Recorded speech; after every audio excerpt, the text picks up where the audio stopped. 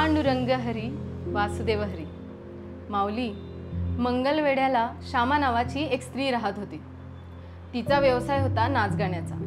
आपला हा व्यवसाय आपल्या अतिशय देखण्या मुलीनं पुढे सुरू ठेवावा अशी श्यामाची इच्छा होती। पण झालं काय, श्यामाची ही अतिसुंदर लेक एक दिवस वारकऱ्यांसोबत पंढरपुरात पोहोचली आणि विठ्ठलाच्या दर्शनानं देहभान हरपून गेली। तिने विठ्ठलाचं सावळं रूप पाहिलं आणि मग ती तिथून माघारी परतलीच नाही। तिचे रसाळ अभंग ऐकण्यासाठी वारकरी गर्दी करू लागले। ही युवती होती कान्होपात्रा। बिदरच्या बादशाहनं तिला बोलावणं धाडलं, तरीही ती गेली नाही। चिडलेल्या बादशाहनं तिला बळजबरीनं आणण्यासाठी सैनिक पाठवले। सैनिकांना पांडुरंगाच्या मंदिरात वेढा दिला। लाखो वारकऱ्यांचं भक्तिस्थान असलेलं श्री विठ्ठलाचं राहुळ उद्ध्वस्त होईल अशी भीती कान्होपात्राला वाटली। तिनं विठ्ठलाजवळ एक दान मागितलं। कुठलं माहितीये? मोकलूना असं जाहले उदास, घेई कान्होपात्रेचं हृदयात। कान्होपात्रेचा टाहो देवानं ऐकला आणि देवाच्या पायावरच संत कान्होपात्रेनं देह ठेवला। संत कान्होपात्रेला पांडुरंगानं स्वतःच्या हृदयात स्थान दिलं। तिनं जिथं देह ठेवला तिथं एक तरटीचं झाड उगवलं। त्याखाली कान्होपात्रेची छोटी मूर्ती ठेवण्यात आली। पंढरपुरातून पांडुरंगाच्या मंदिराजवळ एका कोपऱ्यात संत कान्होपात्रेची समाधी आहे। तिच्या दर्शनासाठी आयाबाया गर्दी करतात। भक्ती उच्च असेल तर व्यक्तीही उच्च होते, हे सांगणारी अशी ही संत कान्होपात्रा। माऊली, विठ्ठल भक्तीपर उत्कट अभंग रचना करणाऱ्या कान्होपात्रा ह्या इसवी सन 15व्या शतकातील वारकरी संप्रदायातील एका महत्त्वाच्या संत कवयित्री होत्या। पंढरपूर जवळच्या मंगळवेढा येथे त्यांचे वास्तव्य होते।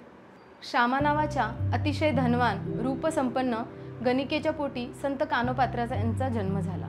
ऐशोआरामाची आणि सुखोपभोगी वातावरणात ती वाढली। त्या घरात विठ्ठल भक्तीची परंपरा असणं शक्यच नव्हतं। पण गणिकेच्या रूढ अशा भोगविलासी मार्गाकडे न जाता ती परमार्थ मार्गाकडे वळली आणि उत्कट भक्तीने परमेश्वर स्वरूप पावली। त्यांच्या भक्ती संपूर्ण उपलब्ध अभंगांमध्ये त्यांच्या विठ्ठल भक्तीच्या आविष्काराने आपण दिपून जातो।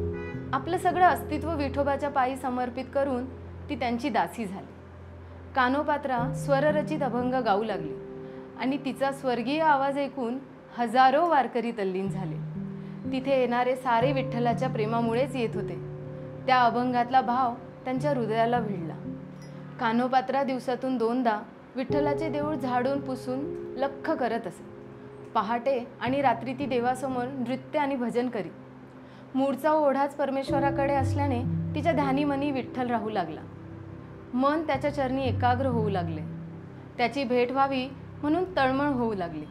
पतित तू पावना म्हणविसी नारायणा, असा समाधानाचा आणि शांतीचा भाव तिच्या मनी उपजला। आत्मसुखासमान असल्याने सर्व इच्छा शांत झाल्या होत्या। पूर्वपुण्याईमुळे कान्होपात्रीला लहानपणापासूनच विठ्ठल भक्तीची ओढ होती। गावातील वारकऱ्यांसमवेत ती पंढरपुरी जात। वारीत कान्होपात्रेला संत संग लाभला। प्रत्यक्ष ज्ञानेश्वर माऊलींची भेट झाली आणि त्यांचा सहवास लाभला।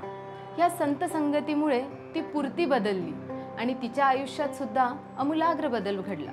सतत हरिनामात दंग राहणे आणि कीर्तन करणे ह्या तिच्या अत्यंत आवडीच्या गोष्टी झाल्या।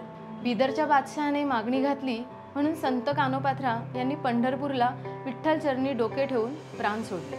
परमेश्वराची आर्त व्याकुळ विनवणी करत असलेला तिचा आवाज सर्वत्र भरून राहिला। आपल्या उत्कट भक्तीने चराचर चैतन्याशी ती जोडली गेली आणि अखेर त्या चैतन्याशी एकरूप झाली। आपल्या विठ्ठलाच्या पायाशी तिने देह ठेवला। एक आख्यायिका अशीही आहे की त्यावेळी चंद्रभागेला प्रचंड महापूर आला। सारं यवन सैन्य वाहून गेलं।